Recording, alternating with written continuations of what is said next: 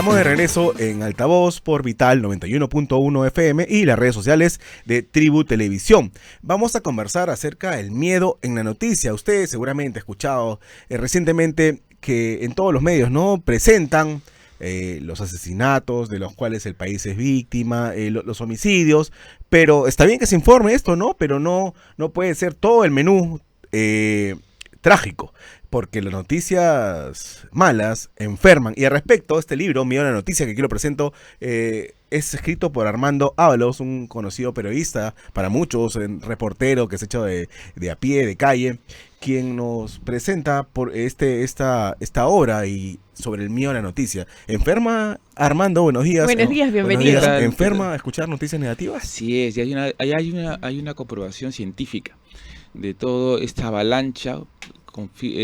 Genera pues depresión, ansiedad, refuerza estados mentales y una visión trágica a veces de la vida de las personas. Y te cuento una pequeña anécdota, ¿no? Y expone, sí, porque mira, la gente, si bien, como decías, Aarón, ahorita lamentablemente vivimos una situación de crisis, claro, de seguridad terrible, pero en la investigación que hicimos encontramos que la mayoría de los noticieros, entre el 80% de las noticias que se emitían, 80%, eran trágicas. Pero había un noticiero que, excluyendo la parte deportiva y espectáculos, el 100% del menú noticioso, el 100% eran noticias de asesinatos, secuestros, violaciones, y no puede ser. La lógica no te permite establecer que toda la realidad de una sociedad sea pues las noticias. Te genera un impacto totalmente negativo y te predispone, como decíamos, a empezar el día con una mala noticia, sí, ya predispuesto al fatalismo, con el miedo, además, cuando uno debería también, pese a todas las adversidades, pues levantarse feliz, ¿no? Con la predisposición de salir a triunfar, a luchar. Ve los casos de éxito que tantos hay, ¿no? Que tanto ocurren. Así es, y yo le digo también justo, es el tema del propósito del periodismo de que nos enseñan, pues, es informar, decir la verdad, pero también orientar a la gente, dar un sentido positivo, porque nuestro objetivo no es asustar a la gente, pero sí es importante también informar sobre las cosas trágicas, porque sí, claro, el miedo es necesario, nos predispone a protegernos, a saber cómo actuar, pero el exceso no, todo en exceso es malo. Pero todos los días. Porque, todos los como señala, claro, esta avalancha te genera ansiedad, incluso miedo a salir de la calle, de tu casa, ¿no? Y te cuento una anécdota dentro de la investigación, como yo tenía que monitorear todos los noticieros durante una semana, le dije a mi esposa, ayúdame, en ciertos noticieros tú miras y otros, y ella estaba mirando. Mi esposa, después de una semana, no quería salir de la casa. Me dice, Armando, ten cuidado con él. Y ella era tranquila. Entonces yo le dije, mira, ¿te das cuenta? Solamente en una semana de exposición diaria. Y se quedó pensando, ¿no? Yo le digo, imagínate una persona que ve todos los días durante el día. Y además yo le decía, y hay algo que también se lo digo a los productores, los generales de televisión, es que también hay varias investigaciones recientes que han demostrado que una de las causas por las que la gente va a las redes sociales o se va a los canales de cable y de otras señales, es porque el excesivo abuso de las violencias, y segundo, por la publicidad invasiva. Esos dos factores han lo que ha influido, entre otros, a que la gente vaya a las redes, y porque ahí puedes coger lo que tú quieres ver. Puedes ver un asesinato, claro, y dices, no, mejor relajo, me veo otra cosa. Pero si solamente le machacas, como decía mi abuelita, en un solo tema, la gente va a cambiar. Y es lo que se está buscando en redes sociales o en programas de entretenimiento, que la gente se desconecte de esa realidad, de sus problemas, y no solamente de lo que le ocurre personalmente a cada uno, sino de lo que se ve en las noticias, en las notificaciones, en los grupos de difusión de WhatsApp de diferentes medios de comunicación. Pero, ¿cuál sería tu recomendación en todo caso respecto a este impacto que genera el miedo a las noticias? Yo iba por 2 puntos. Creo que un cambio radical es complicado, pero poco a poco sí se puede ir haciendo. Y 2 factores que creo que protagonistas que tienen mucha importancia ahí son, primero, nosotros los comunicadores como tales, hacernos una autorreflexión. A veces a mí siempre, yo he estado en la televisión en Latina, más de 20 años, Panamericana, en Willax, claro, y entonces siempre me ha molestado cuando a veces gente dice, la televisión es así. No, hay mucha gente que hace buena televisión, hay mucha gente, y los periodistas en su gran mayoría son personas buenas, que tratan de informar y llevar a la sociedad, pero también a veces hay otro sector que no lo están. Y el periodista que yo le digo esto a los reporteros que salen ahorita en la calle, que está cubriendo una tragedia, que diga, bueno, está bien, tengo que cubrir esto, pero también cómo puedo informar y a la vez orientar. De manera asertiva, ¿no? Sí, y cómo puedo cambiar esta historia, si bien es trágica, de decir un mensaje para que eso no vuelva a ocurrir, o una historia positiva paralela que me diga, ¿sabes qué? Hubo esta delincuencia, pero también encontré esto en el campo. Y eso ya es nuestra responsabilidad como periodistas de nosotros. Entonces, y le cuento así algunas anécdotas que a veces yo le digo, que me ha pasado en las coberturas diarias, ¿no? Donde a veces encontraba yo una tragedia. Por ejemplo, una vez me mandaron a hacer, trabajaba en reporte semanal, y tenía que hacer un reportaje live, que era de una chica del verano. Y cuando llegué dije, está bien, pero no solamente esa es la diversión. Dije, vamos a hacer, y me acuerdo que le dije a la chica, vamos a hacer el reportaje, y a la vez tú vas a contar una parte bonita de por qué eres chica del verano. Y nos fuimos al hospital a Caleta de Chimbote, y ella llevó ayuda social. Bacán. Esa parte era la parte que te equilibraba el reportaje. Con propósito, ¿no? Un propósito de vida, ¿no? Pero ¿qué pasó? Ahí encontramos en el hospital casos terribles, y había un niño que solo le daban 3 meses de vida. Wow. Tenía un problema en el corazón, su mamá vivía en un cuartito de estera con un colchón y una mesa, y no tenía más. Y el burocratismo de peruano de la clásica del sistema social, que por la transferencia era un problema engorroso, que no había camas en Lima supuestamente. Entonces la chica, hicimos el reportaje, fue tan conmovedor y a la vez alegre por el tema, que mi jefe dijo, no, hay que hacer la historia de este niño. Volví a Chimbote, hicimos la historia del niño, y gracias a ese reportaje lo trasladaron a Lima. Se operó el niño y pasó un año.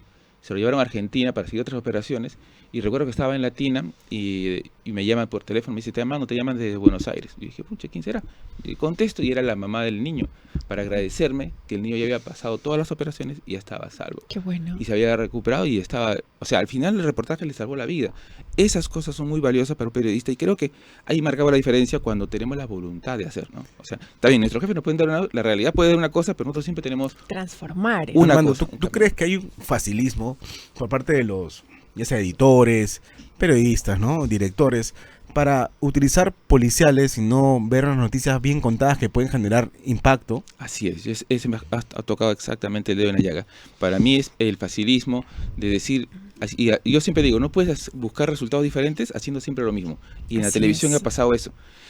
Antiguamente, en mi época, cuando yo era reportero, las noticias que más tenían rating, por ejemplo en Latina en 90 segundos, no bajaban de 20 puntos. Entonces, cuando yo tenía Una locura era, ¿no? Sí, y mi jefe era Guillermo Sonda, bajábamos de 20 puntos y nos teníamos acá en el cuello, ¿qué pasa? Nos gritaba, pero nos emocionaba. Nosotros no, tenemos que mejorar, pa. Y no bajamos de 20. Hoy día, todos los canales juntos, juntando el rating de todos los canales, no llegan a 20 puntos. Entonces, ¿qué ha pasado? La torta se ha achicado porque la gente ha migrado hacia el lado. Entonces, a las redes sociales. A las redes sociales y a los canales. Entonces, por las noticias demasiado tendenciosas o amarillistas. Y lineales, o sea, aburridas o muy acartonadas. Acartonadas, ¿no? Y también poco creativas. Entonces, en las redes encuentras grandes amarillas, te distraes. Noticias más cortas también, o sea, hay varios factores. Y es lo que la gente está buscando, ¿no? El distractor, el sacarte de la realidad y tratar de informarte, en este caso, sería con propósito. Así es. Y entonces, en el caso de la televisión, se ha reducido el porcentaje de rating, todos se disputan el mismo público, que es cada vez más chiquito. Pero se disputan con la misma noticia. Y se disputan. Entonces, como no saben, ven cada vez más chiquito, lo más fácil, baja un poquito de rating, y yo estaba en la televisión en señal abierta, bajaba un poquito de rating, no, ya te exigían. Me digo, pero espera, un proceso creativo demora, hay que a veces insistir, replantear. Pero no, baja un poquito y los productores, pum, ponen de nuevo sangre, es la receta que va a resultar. ¿Y por qué crees que pasa eso? ¿Por qué crees que siempre ponen este tipo de noticias sangrientas, como lo mencionas, si ya se han dado cuenta que no está dando resultado y que el público objetivo se está yendo a las redes sociales? Es que quieren resultados inmediatos y hay que buscar. Es un proceso, o sea, por ejemplo, tú tienes un programa, y a mí nos pasó mucho en Contracorriente, por ejemplo, que estamos en Huila. Sí. Nos dimos en Contracorriente, y eso fue una de las cosas que yo menciono a veces en el libro, es que la experiencia de que noticias bien producidas pueden resultar. Nosotros entramos en Contracorriente, un programa que no teníamos nada, o sea, nos dieron la misión de hacer un programa y en 8 meses ganamos premios Luces, y le ganamos a todos los otros programas. Y parte de lo que tenía, aparte de la excelente dirección de Carlos Paredes, una de las cosas era que siempre incluíamos alguna nota positiva y bien tratada, entonces, bien hecho, y con un propósito. Entonces resultó, incluso hubo unas cosas que a mí me llamó la atención y fuimos aprendiendo en el camino, y la paciencia de Carlos de seguir apostando, porque Carlos decía, está bien, pero no podemos hacer todo denuncias, tiene que haber algo. Y entonces yo me encargaba de hacer las noticias, a veces con Juan Avellaneda, de algunas notas que sean positivas, ¿no? Y en la medida de lo posible, porque a veces también hay muchas denuncias que te ganaba la coyuntura, pero siempre lo tratamos ahí. Y me acuerdo que hice un reportaje que para mí personalmente fue el mejor que hice en mi vida, y no tuvo tantos resultados. Porque, ¿El mejor que hizo tu vida? ¿Cuál? Sí, fue de un chico. Mira, yo cuando estaba en Noticiero en 90 segundos me mandaron a cubrir, para resumirlo, a una señora que salió del hospital y la atropellaron embarazada, 8 meses. Wow. Murió la señora ahí, pero el bebito estaba vivo. Llegó un policía, Clemente, lo llevó hasta el hospital, el médico señor Cruz, lo sacó la barriga y salvaron al bebé. Yo cubrí eso, después lo cubrí cuando el chiquito tenía 3 años, y cuando ya llegué a Huila fui a buscar al niño y los reencontré con el médico que le salvó la vida, con el policía, fue conmovedor. No, Pero totalmente sin embargo, conmovedor. para mí fue una joya periodística, pero no resultó en rating. Entonces decía, ¿qué pasa? ¿Eso quiere decir que la gente no ve? No, era por el público. Nosotros empezamos a analizar con Carlos Paredes y vimos, no, que la gente le gusta, para el público de Contracorriente, que es el sector, otro sector, un poco de denuncia y más luego político, más político. Pues, ¿no? Entonces entramos a un político social, una denuncia político social, pero opositiva. Entonces empezamos cambiamos de forma, volteamos, un menú más diverso. diciendo, hay una denuncia, pero esta historia, y podemos cambiar esto así, y resultó. Y empezamos a ponerlas ahí, las notas políticas sociales con un propósito. Entonces es la voluntad de la cabeza, y por eso digo, todo parte de la cabeza. Entonces si los medios apostaran por ese lado, sería, creo que una Nosotros de las soluciones, en ¿no? altavoz.p tenemos una sección que es las 5 del día y la línea editorial, las cabezas nos exigen poner una nota positiva. Noticia positiva. Tú sabes que Siempre yo la tú me quinta. conoces como al principio estaba en contra, pero bueno, ahora Sí. ya me estaba enfermando también de tanta noticia negativa, así que es importante, ¿no? Sí. Premios que ganan nuestros productos, no sé, crecimiento económico. Alguien que ha ganado una medalla, algún deportista que ha dejado en alto el nombre del país. Así es, y esas cosas te dejan a la gente, uno como periodista nos deja un propósito y a la gente, la gente se va pegando al final, poco a poco, es un proceso largo, pero sí. Y yo les agradezco por la entrevista porque, por ejemplo, y yo le decía a mi esposa, ¿no? Yo creo, este libro no me van a dar una entrevista, por ejemplo, un canal de señal abierta, cosa que no debería ser, ¿no? O sea, por ejemplo, los canales que son afectados, pero yo creo que ahí debería haber un poco de autocrítica y decir, sí, podemos hacer y nosotros podemos cambiar, pero ¿cómo lo toma cada persona? Ese es el detalle. Y una vez le contaba yo a un estudiante, ¿no? Por ejemplo, la pluralidad debe existir siempre. En los años 70, 80 hubo un diario La Prensa. La mayoría de los jóvenes no lo han visto, ¿no? Pero Bueno, que sí. nos hemos estudiado periodismo sabemos. Había tal pluralidad que un día hubo una protesta de los trabajadores de la diario La Prensa contra el mismo diario. Y el director del diario mandó cubrir esa noticia. Extraordinario. Y pusieron la noticia que los trabajadores protestaron contra el diario y pusieron obviamente la versión de la empresa que era en contra, pero balanceado. Ese es el objetivo. El miedo en la noticia es tu libro número 15, Sí. como mencionas, como el recuento de tus 35 años de experiencia. Y además has identificado, me imagino, al momento de escribir este libro, el tema de la salud mental Sí. a nivel país. Sí, ahí el tema, por ejemplo, ha habido varias investigaciones que hablan sobre esta bombardeo, cómo afecta, ¿no? En varias investigaciones. Este es un libro no solamente periodístico, sino se habrá hablado, he recogido fuentes de la neurociencia, de la biología, donde hablan cómo todo el proceso y cómo afecta La programación neurolingüística, ¿no? Así ¿Cómo te va es. programando Y ahora, tipo de hay un noticias? sector cierto que afecta más que otro, ¿no? Por ejemplo, los estados mentales son, por ejemplo, hay una persona positiva.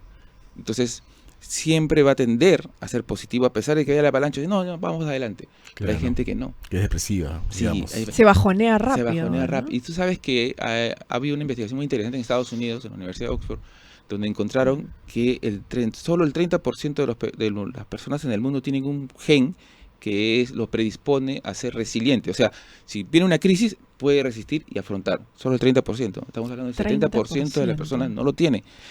La resiliencia, que es la capacidad de levantarse de una crisis fuerte, lo puede tener cualquiera con la experiencia, con el aprendizaje.